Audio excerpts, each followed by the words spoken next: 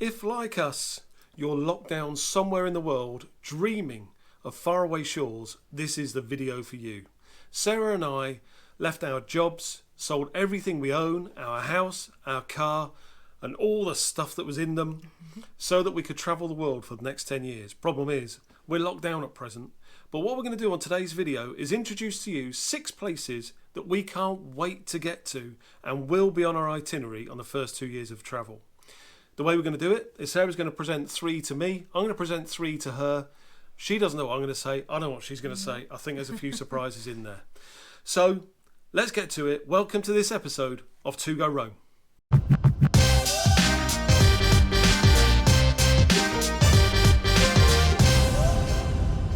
Right, so 6 countries of the world that we can't wait to get to. So who wants to go first? I'll go first. Okay, go for it. Okay, so my first country is Turkey. Okay. And the city is Istanbul, which I haven't pronounced right. Istanbul. Right, could someone let us know in the comments? Sarah always calls this place Istanbul. I thought it was Istanbul. And I think if there's an Istanbul, there must be a Westanbul. So is it pronounced Istanbul or Istanbul? No, Istanbul, I'm sure. Okay. So what do you know about Istanbul? What do I know about Istanbul? I know that I think it's on an inlet. So on one side is Europe and on the other side is Asia. Yeah, that's correct. It's the only city in the world that spans across 2 continents. Really? Yeah. Okay. And I know that it's a massive city with a lot of history and culture. I believe there's 13 million people populated. Okay. Yeah, Yep. huge. That's pretty much my knowledge. Yeah. I think famous attractions are obviously all the mosques. I believe there's over 3,000 mosques in Istanbul. Right. And there's obviously the bazaars, and so the Grand Bazaar, the Spice Bazaar, big tourist attractions. Oh, okay. Yeah. That sounds interesting. One thing I didn't know is tulips. We all think they come from Holland. Amsterdam. Actually originate in Istanbul. So, I heard on a quiz show recently that Amsterdam has got the largest flower market in the world, but actually tulips come from Istanbul. And what I didn't know is, I'm really looking forward to, if we are there in July, maybe we will, there's actually a music festival, jazz festival, which has taken place since 1994. So let's hope, if we are there in July, let's hope that's happening. Maybe with COVID it won't be, but it's one of those things we can stick on our list, isn't it? That there is always Definitely. a jazz festival. One of the things that you and I both love doing is when we're travelling anywhere in the world, just seeing what local people are doing, and you know, music festivals, fantastic. Yeah, okay, so, good. I think some bands that you've liked, it's not just jazz, it's modern music, and there's reggae and pop and things as well. So it spans across the whole city. It's all at different landmarks, and everywhere takes part. So it'll be a really cool thing to do. We can get that into our itinerary. Sounds good. Cool. So is that Istanbul done? Yeah, I think so. Right.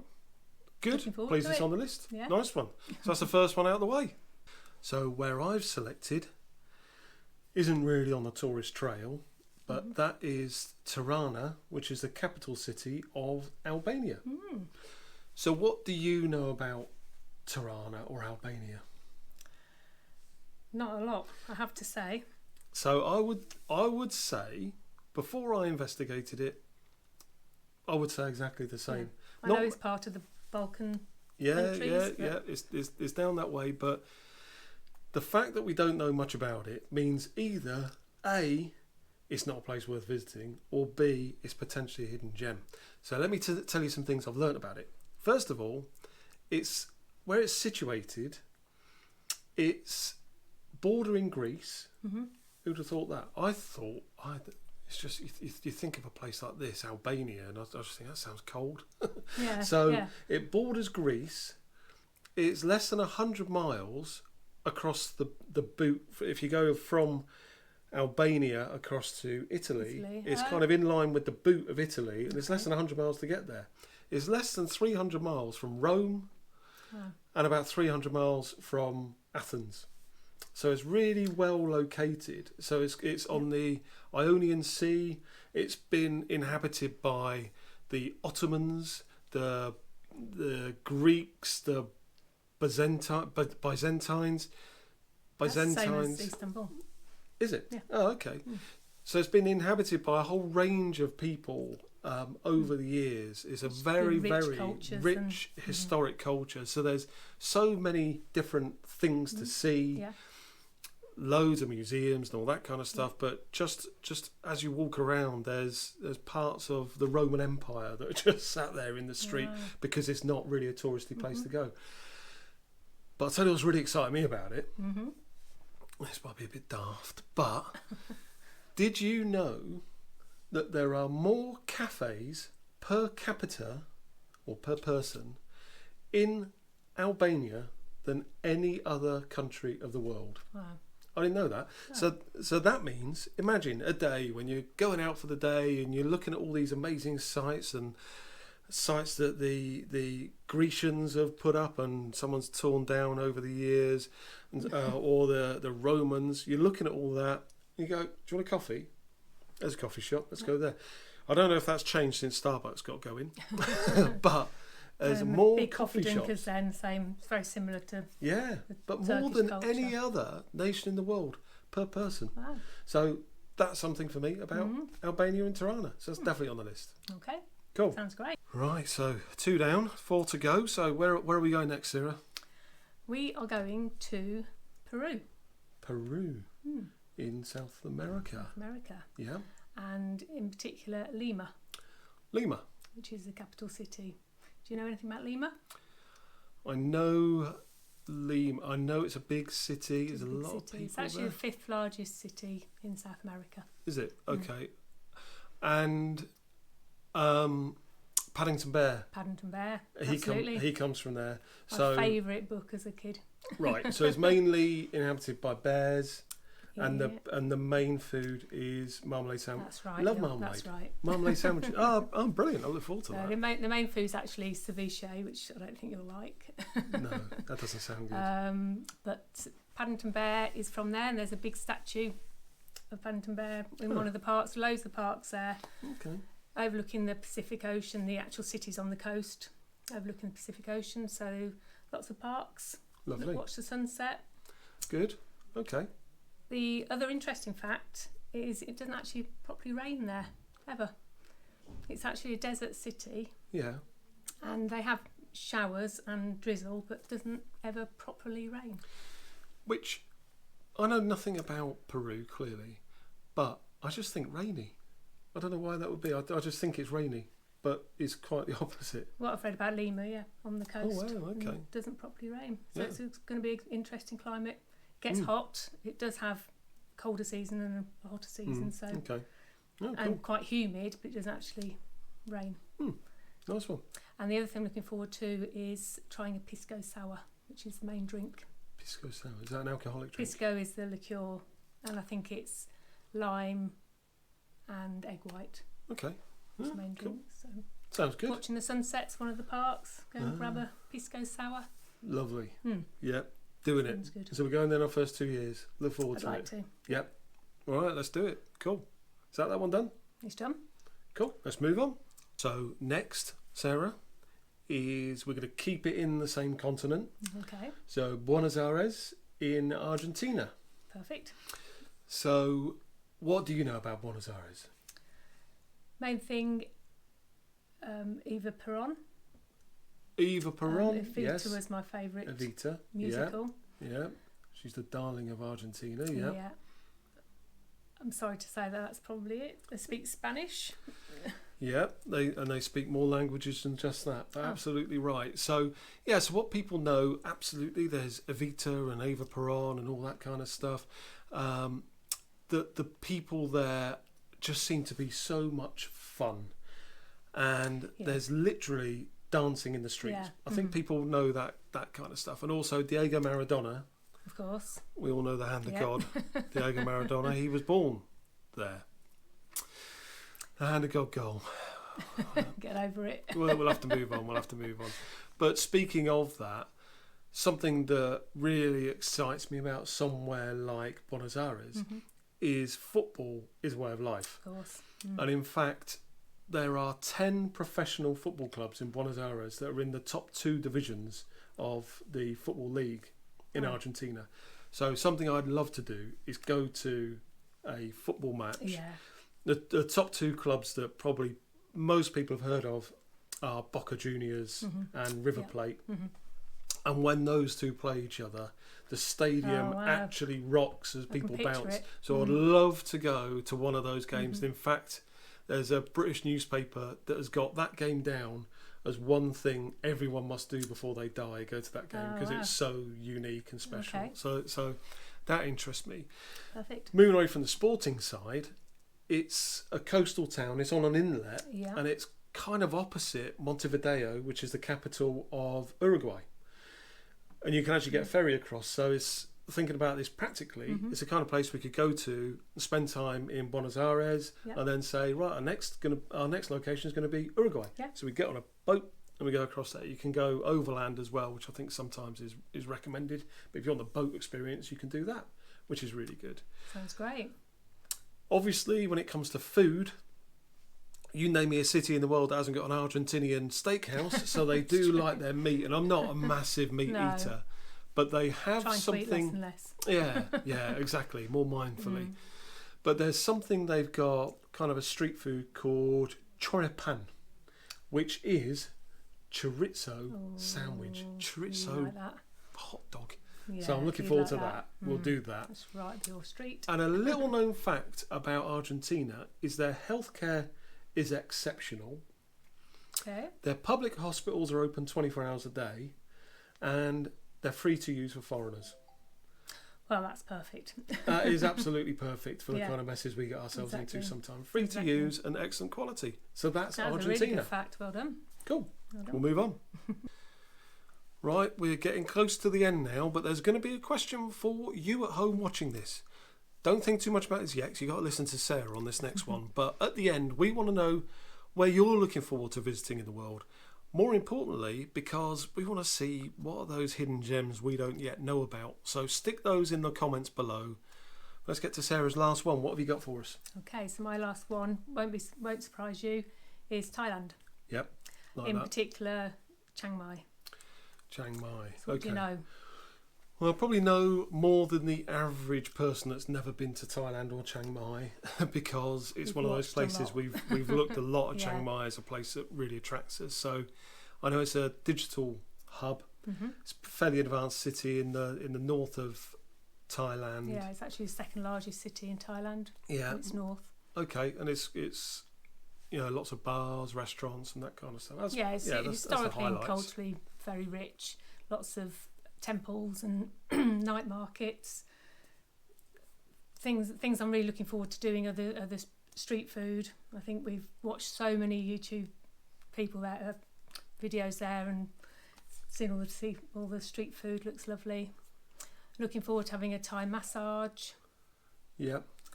And one thing I didn't know actually is and this might be something we'll want to do. There's obviously places there's lots of sanctuaries that you can volunteer at, and I think that would be a nice thing to do. And also you can meet with the monks.